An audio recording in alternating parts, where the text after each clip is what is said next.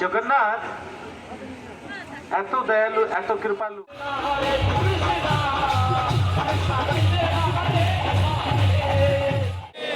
হরে রাম হরে রাম রাম রাম হরে হরে।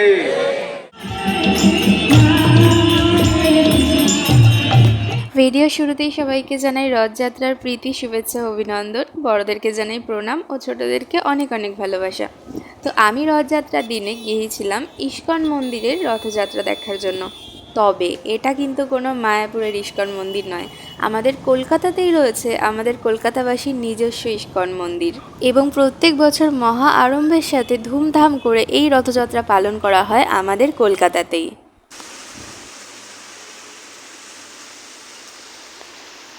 প্রায় 15 থেকে 16 বছর পর আমি 2024-এ গিয়ে আবারও রথে বেরিয়েছি, এবং যে কারণে এটা আমার কাছে ভীষণ স্পেশাল ছিল। কিন্তু রথে বেরোনোর আগের মুহূর্তেই ঠিক এরকমভাবে বৃষ্টিতে আমরা আটকে পড়ি, এবং যেখানে আমাদের 1.5 থেকে 2 ঘন্টা লেট হয়ে গিয়েছিল। এবং এখানে যে জায়গাগুলো দেখতে পাচ্ছ, যেখানে আমাদের গাড়ি রাখা, যেখানে আমরা বসে রয়েছি, এগুলো বৃষ্টির প্রথমে একদম শুকনো ছিল, আর এত পরিমাণে বৃষ্টি হয়েছে, মানে সেদিন ওই জায়গাগুলো পুরো জল জমে গিয়েছিল, এতটা মারাত্মক পরিমাণে বৃষ্টি হয়েছে। এর মাঝে তোমাদের বলে দিই, ইস্কন মন্দিরের সবথেকে কাছের মেট্রো স্টেশন হলো ময়দান। তোমরা ময়দান, পার্ক স্ট্রিট, ভিক্টোরিয়া ওই সাইডগুলোতে আসলে ওখানে যদি কাউকে জিজ্ঞাসা করো যে কোথা থেকে রথ বেরোবে, তারাই তোমাদেরকে বলে দেবে। এখানে ভিড়টা দেখো, এই বৃষ্টির মধ্যেও কি মারাত্মক পরিমাণে ভিড় হয়েছে।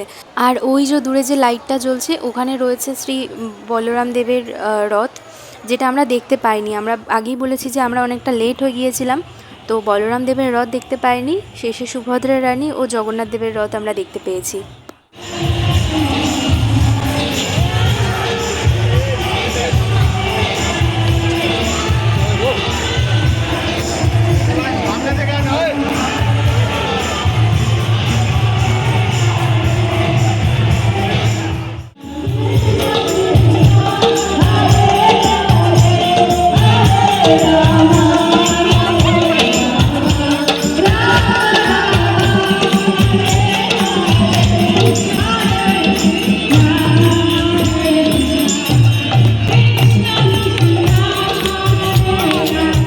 এই যে দূরে যে রথটা দেখা যাচ্ছে, এটাই হলো শ্রী সুভদ্রা রানীর রথ।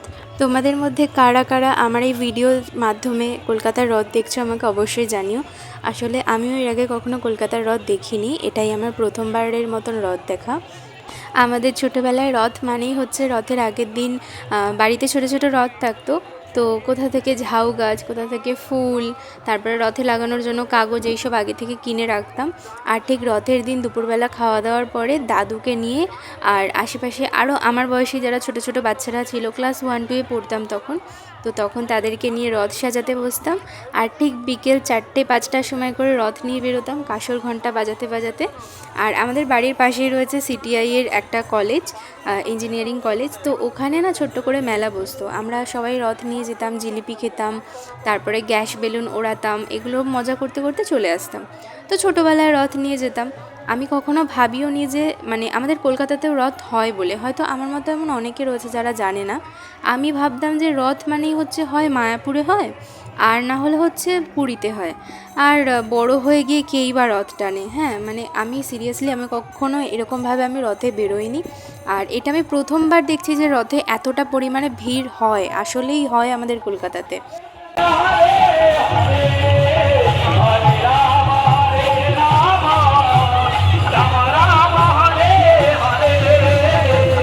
খুব ভালো লাগছিলো এই কলকাতার রথ দেখতে। আমারই বয়সের কি সুন্দর মেয়েরা সুন্দর সুন্দর গোপীর ড্রেস পরেছে, নাকে তিলক পরেছে, গলায় তুলসীর মালা পরেছে, আর কি মিষ্টি লাগছিল সবাইকে দেখতে। সবাই গান করছিল, এই গানে নাচ করছিল, মানে আমার খুব ভালো লেগেছে, খুব এনজয় করেছি আমি রথে।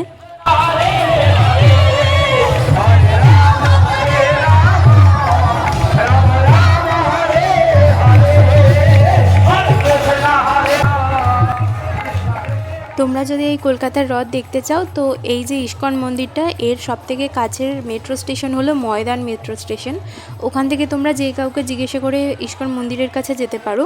আর রথটা মোটামুটি বেরোয় 1টা থেকে 2টো এরকম টাইম করেই। আসলে আমিও তো প্রথমবার গিয়েছি, তো আমার আগেই বললাম যে বৃষ্টির কারণে লেট হয়েছে। আমার খুব ইচ্ছে ছিল যে রথে যেরকম ছৌ নাচ হয়, তারপরে মাটিতে কি সুন্দর ফুল দিয়ে আলপনা দেওয়া হয়, রথে বেরোনোর আগে জগন্নাথ দেবকে যে সুন্দরভাবে সাজানো হয়, এই প্রত্যেক কটা জিনিস তুলে ধরার আমার ভীষণ ইচ্ছে ছিল, কিন্তু আমি করতে পারিনি। আসলে আমি নেক্সট টাইম থেকে চেষ্টা করব। আমি ঠিকভাবে জানতাম না যে কোন টাইমে গেলে আমি এগুলো করতে পারবো। তো যাই হোক, তোমরা যদি কেউ দেখতে চাও এই জিনিসগুলো তাহলে তোমরা সকাল 9টা থেকে 10টার মধ্যে ইস্কন মন্দিরে পৌঁছে যেও। আর যদি তোমরা শুধুমাত্র এই রথযাত্রাটা দেখতে চাও তাহলে 1টা থেকে 2টোর মধ্যে ওই ময়দান মেট্রো স্টেশনের ওখানে গিয়ে একটু কাউকে যদি জিজ্ঞাসা করো যে এই রথযাত্রাটা কোন রাস্তা দিয়ে হবে, তারা বলে দেবে। দর্শন করার জন্য স্বয়ং তিনি মন্দির ত্যাগ করে পথে বেরিয়ে এসেছো শুধু আমাদের প্রেমকে গ্রহণ করার জন্য। তাই একবার সবাই 2 হাত তুলে আর মন দিয়ে আমরা প্রার্থনা করব, শুধু আমাদের জন্য নয়, আমাদের আত্মীয় স্বজন, বন্ধু বান্ধব, ভাই প্রতিবেশী যারা দূর দূরান্ত রয়েছে, যারা আসতে পারেনি, সবাইকে মনে করে আমরা 2 হাত তুলে একবার ডাকবো, হরে কৃষ্ণ হরে কৃষ্ণ কৃষ্ণ কৃষ্ণ হরে হরে হরে রাম হরে রাম রাম রাম হরে হরে। বলো জগন্নাথ স্বামী কি। এবার জোরে হাততালি আর মুখে হরি বল, মায়েরা জোরে উঠুন ধ্বনি, হরি বল হরি বল। বলো জগন্নাথ স্বামী কি। থামুন থামুন থামুন। আরে ভাই, এত তারা কিসের? ভগবান তো সব কাজ কর্ম ছেড়ে। এখানে একটা খুব ইন্টারেস্টিং জিনিস হয়েছিল। আগেই বললাম যে আমি বলরাম দেবের রথযাত্রা দেখতে পাইনি। সুভদ্রা রানীর রথযাত্রাও তো এত তাড়াহুড়োর মধ্যে টেনে নিয়ে চলে গেল, ভালোভাবে দাঁড়িয়ে দেখতে পাইনি। আর এদিকে যে জগন্নাথ দেবের রথ, সেটাতে কিছু একটা প্রবলেম হওয়ার কারণে রথটা ওখানেই আটকে গিয়েছিল। প্রায় 2 থেকে আড়াই ঘন্টা ওখানেই ওইভাবেই আটকে ছিল, এবং যার কারণে ওখানে আমরা অনেকক্ষণ দাঁড়িয়ে দাঁড়িয়ে জগন্নাথ দেবকে দর্শন করতে পেরেছি। জগন্নাথ দেবের ওখানে যে প্রভু ছিলেন সেখানে অনেক ধরনের গল্প কথা বলছিলেন, বাণী বলছিলেন, নানান ধরনের মন্ত্রপাঠ হচ্ছিল, সাথে জগন্নাথ দেবের শৃঙ্গার হচ্ছিল, একজন পাশ থেকে জগন্নাথ দেবকে হাওয়া করছেন, আর নানান রকমের আরতি হলো। মানে পুরো ব্যাপারটা আমরা দাঁড়িয়ে দাঁড়িয়ে যে পর্যবেক্ষণ করেছি, আমরা অনেকক্ষণ দাঁড়িয়ে দেখতে পেয়েছি, এটাই অনেক। এবং সেইগুলোর কিছু ছোট ছোট ক্লিপ আমি এখানে তোমাদের জন্য তুলে ধরছি। নীলাচল নিবাসায় নিত্যায় পরমাত্মনে বলভদ্র সুভদ্রাভ্যাম জগন্নাথায় তে নমঃ। হরে রাম হরে রাম রাম রাম হরে হরে। এর মাঝে তোমাদেরকে কিছু ইনফরমেশান দিয়ে রাখি। জগন্নাথ দেবের রথযাত্রা কলকাতার বিভিন্ন রাস্তা দিয়ে ঘুরে ঘুরে পার্ক স্ট্রিটে যায়। পার্ক স্ট্রিটে বানানো হয়েছে ওনার মাসির বাড়ি। উল্টো রথ অবধি ওখানেই জগন্নাথ দেব, সুভদ্রা ও বলরাম থাকবেন, এবং ওখানেই তাদের আরতি হবে, ভোগের ব্যবস্থাও করা হয়েছে, সাথে থাকবে নাম কীর্তন। বাড়ির ছোট বড় প্রত্যেক সদস্যকে নিয়ে তোমরা মেলা প্রাঙ্গণ ঘুরে আসতে পারো, সাথে জগন্নাথ দেবের আরতি দর্শন ও প্রসাদী গ্রহণ, যেটা একদমই বিনামূল্যে, সেটাও তোমরা গ্রহণ করে আসতে পারো। কেন? প্রভু প্রসন্ন হলে সবাই প্রসন্ন হবে। যস্মিন তুষ্টে সবাই বলবেন জগৎ তুষ্ট। এরপর আমরা ভিড় থেকে বেরিয়ে আসি, বেরিয়ে এসেই দেখতে পাই সুভদ্রা রানীর রথ, যেটা আমার কমপ্লেন ছিল যে আমি ভালোভাবে দেখতে পারিনি, তো আরও একবার দর্শন হয়ে গেল। এরপরে আমি ঠিক জানি না যে জগন্নাথ দেবের রথটা ওখান থেকে কখন বেরিয়েছে, কারণ আমরা ওখানে 2 থেকে 3 ঘন্টা ছিলাম, তখনও অবধি রথটা ওখান থেকে নড়েনি এক ফোঁটাও। তারপরে জানি না শেষে কি হয়েছে। তো এই যে বাড়ি যাওয়ার সময় কিছু আরও রাস্তায় ছোটোখাটো রথ দেখতে পেয়েছি, যা ছোটো ছোটো ক্লিপ তোমাদের সামনে তুলে ধরছি।